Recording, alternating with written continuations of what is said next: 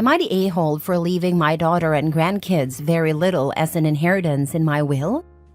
The story of my life. I was a very troubled kid. I got into tons of trouble with the law, was in and out of jail, and had a terrible addiction to meth, shooting up daily. I never thought I was going to live to see 25, let alone 60. My last stint in prison was 4 years. That was my last brush with the police. Arrested in 95 and out in 99. It's been about 30 years clean. When I got out of prison, I owed $70,000 in child support. I dug myself out of debt with various jobs. Through hard work, I've amassed over $1 million today. My credit score is now 843. I did this all on my own.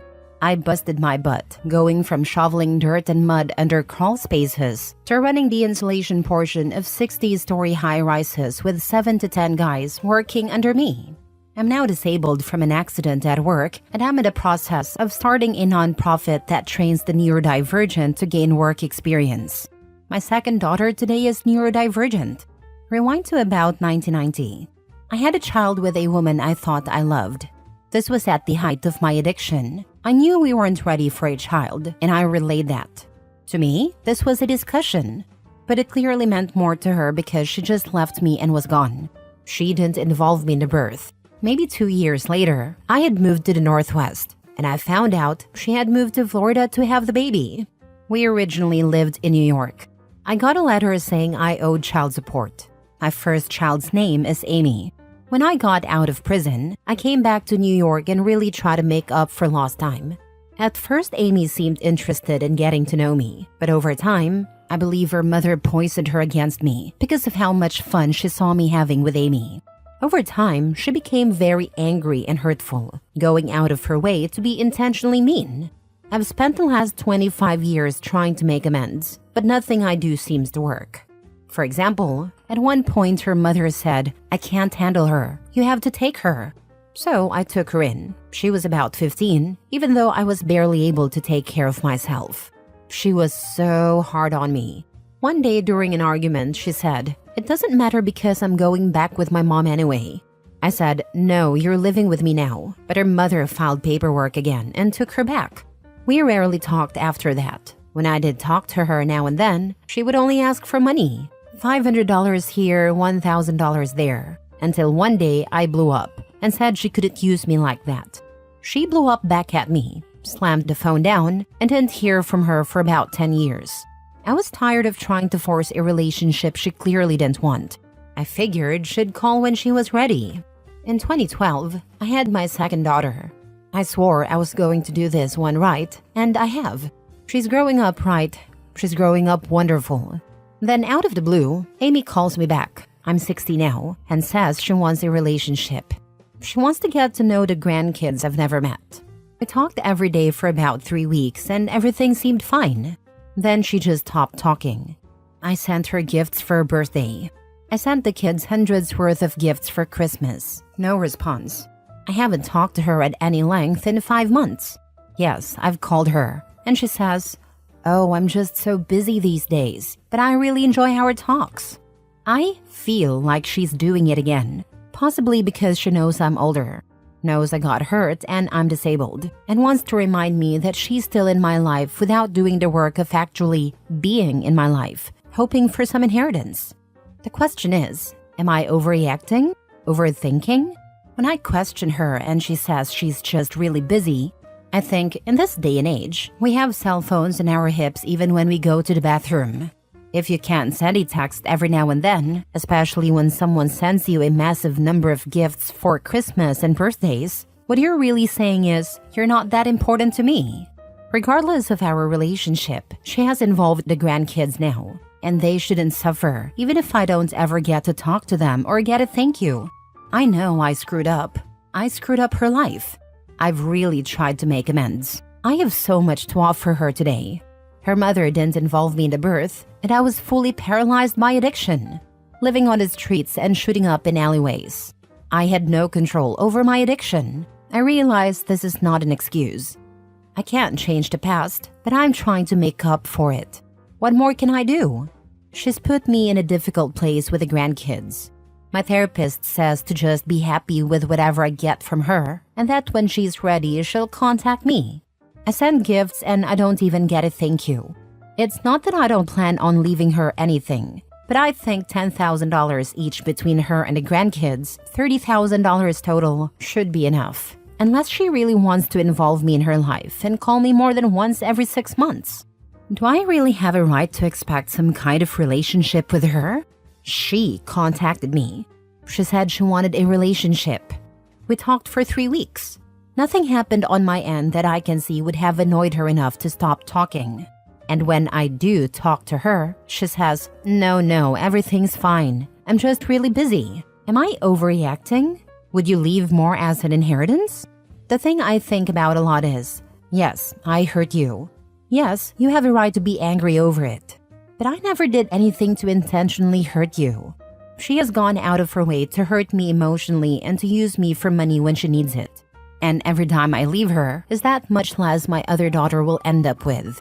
Edit, for those comments about maybe she needed me to be more involved and visit instead of just calling and sending gifts, she lives about 6 hours away from me. I offered to visit from day one. She said no because she has a small place and said she would drive out before the end of the summer. That turned into Christmas and now into spring. I even offered to meet at a neutral location, like Noble's amusement park, halfway between us, but nothing. I would drive out tomorrow to meet her if she'd let me. I have no problem giving her $500,000 while I'm alive through reciprocal actions. Does she want to buy a house? I'll help with the down payment. Does she want to start a business? I'll review her business plan and help her start the business and front the money. But I'm not going to just give her money after my death when she is meeting me halfway, so she can blow it all in a few years. I would rather help her today. But if that's not what she wants, then she doesn't deserve the money later. Now for the top comments. I would set up some sort of trusts for the grandkids to access when they come of age. Nope, I'd give no direct access. Just specify what it can and can't be used for, and have an executor who can disperse funds. I did one of those not too long ago. I did have it hand over the full balance at a specific but higher age, because if they didn't have their life sorted by that point, nothing can be done. I wouldn't send gifts to them. She seems to be playing games. The damage is done. I would leave a token amount, say $100 each, to acknowledge them, but also to make it clear that as the relationship has been strained and you are estranged, you don't want to leave them more. And then put all your money into a trust fund for your second daughter, so it can't be manipulated into going to the first daughter. I would make it clear to the trust holders that your second daughter has access to the money, but things should be put into her name or the trust's name to protect her in marriage and from financial abuse, etc. Not the a-hole. Your first daughter has a pattern of using you only when convenient, reaching out, getting gifts, then ghosting as emotional manipulation. $30,000 is more than fair considering her inconsistent behavior. You've tried repeatedly to build a relationship, and she keeps pulling away. Your second daughter, who you've raised right, deserves more of your hard-earned money. Your therapist is right. Keep the door open but protect yourself financially. She needs to put in actual effort if she wants a real relationship. Not the a-hole. You can do whatever you want with your money. Sounds like Amy is ready to be in your life again because she knows you now have money. A tale as old as time. But if she wanted his money, why break contact? Obviously, this would make everybody feel crappy and used. Opie should hear her struggle because, yes, he got out of his addiction, but it had an impact on her life as well. She didn't have a dad growing up. They should have talked about how to rebuild a totally new bond. I'm working on it. Next story. Am I the a-hole for refusing to change my mind regarding the money I gave my niece for her wedding? I gave my niece a decent sum of money for her wedding. This was 100% a gift on my part and have not regretted it. But my brother and sister-in-law want me to demand the money back from her for upsetting them. Personally, I think their reaction is over the top and extreme. But they are angry and their feelings are hurt, so maybe I'm being dismissive. The issue, if you can even call it that, is the wording used on the save the dates my niece and her future husband sent out. They gave their own names and listed the parents. But my niece listed sister-in-law as my brother's wife, instead of as a parent. It's handled like this. The groom's parents are listed as parents of the groom, names, while my brother and sister-in-law are listed as father of the bride, name, plus his wife, name. She also has a section stating she's the daughter of the late her mom's name. My brother and sister-in-law feel like this is a big insult and demeaning to sister-in-law's role because she met my niece and her siblings when they were all under 10 and has been part of raising them. To be listed as the wife instead of as the parent has led to hurt feelings. Meanwhile, my brother is angry that his wife is listed as just his wife, while his late wife is mentioned as the mother. He feels this overlooks the role sister-in-law played. My niece doesn't regret her choice of words for the save the dates, and because they had multiple discussions after they were sent out and she hasn't apologized, my brother and sister-in-law believe it's wrong for me to fund any part of what they see as an insult. When I refused to demand the money back and I refused to turn against my niece as they wanted, they turned on me. They said I should be defending sister-in-law, who raised my niece and the others. They said this decision has formed a crack in the blended family they built, and they fear all the other kids, including sister-in-law's bio kids from her late husband, will follow suit. They told me it should bother me and I should want better for my extended family. They also asked how I would feel if any of my children did this to me. I don't really think I'm wrong, but perhaps I'm just too close to this situation to know. Am I the a-hole? They are being ridiculous. Tell them to handle their business without dragging you in. The save the date card is totally appropriate and accurate. Miss Manners would approve. Read some newspaper wedding announcement wording for reference. Miss Manners would not approve of anyone telling you to retract a gift. And it also acknowledges the bride's late mother, which will be really important and meaningful to the bride. The second wife is butthurt about not taking the glory, even when she isn't paying for it. Well done, Aunt, for being loving, and tell them not to involve you in their pettiness. Not the a-hole. They listed what was true. This has nothing to do with you, and they're being completely insensitive to the fact that the niece wanted to honor her bio mom and stepmom and did. This is my feeling too. I'm glad to see others agree that demanding the money back is not something I should do. Not the a-hole. Wedding invitations are very formal, and indicating what everyone's actual relationship is to the bride and groom isn't wrong. What do they think she should do about her real mom? Just leave her off altogether? Lie to everyone and say the stepmom was the one who actually gave birth. She is showing respect for her stepmom by including her as dad's wife, because that's what she is. You don't indicate what the niece's relationship is like with her stepmom or dad, but if they continue to push the issue, they will damage their relationship with the niece, their daughter/stepdaughter. They're trying to use you as a pawn to get what they want and are being incredibly selfish. Also, I don't think this situation formed a crack. The crack was already there. My brother said she could have listed her mother still and listed sister-in-law as her parent. He said it didn't need to be so othering of sister-in-law and dismissive of the role she played. He feels the way she was listed is not good enough, and sister-in-law agrees.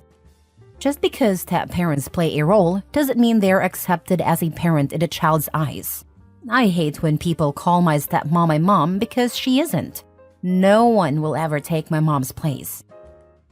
Last story. I had to cut off my mother because she wouldn't follow basic safety rules with my kids. I am the oldest of 3. I got married first and had kids first. My mother loves the in-ground pool in the backyard. She offered to babysit when my first was born, and because we both worked, we were happy to have free childcare. This went okay for 1 year. When my daughter was 2 and mom had just opened the pool, I reminded her to not put the baby in the pool. You just opened it yesterday and it is not heated. The water's too cold. Mom agreed and I went to work. P.S. Mom is obese and has a lot of body fat that helps her regulate in cold water. The baby had very little. When I got home, they were both in the pool and the baby was shivering. We argued. I bought her this little swimsuit, and she was so cute in it. We had to swim, Mom said. She insisted the baby wasn't cold, but the baby got sick. At 3 years old, my daughter was having food allergies. When I dropped her off, I explained that she was having food allergies. We didn't know what from, and a pediatrician had her on a strict elimination diet, slowly adding foods to find which ones she was allergic to. Doctor's orders: do not feed her anything unless it is in this lunch basket. prescribed diet only. Mom agreed. When I got home, they were eating cookies and cake. Mom said grandmas are supposed to spoil grandkids. At 4 years old, my mom lost a child in a store while shopping. A week later, my wife lost her in a store. A month after that, I also lost her in Walmart and had to ask security for help. They called the cops, who locked down the Walmart and started a lost child search. We found her hiding inside a camouflage jackets and sporting goods, which really, when you think about it, is a good hiding spot. So when I had a dinner invitation to meet with a VP and my boss to discuss promotion options and a moving bonus, I told Mom no shopping. She agreed, explaining that in addition to the 4-year-old, she was caring for a senior/Alzheimer's patient family member. When I arrived, Mom was getting herself and a senior ready to go out. She asked for the car seat. We argued about that for several minutes. She said I had to go to my important meeting, so I didn't have a choice. Give me the car seat, she insisted. I called my boss, asked for forgiveness, and canceled dinner due to a small family emergency. The job offer was rescinded the next day. Dad refuses to discuss it. I went no contact. Mom tells the entire family/friends/neighbors/church that I refuse to see her for no reason. So 4 questions. 1. Am I the a-hole for going no contact? 2. Am I the a-hole for trying to talk it out for months?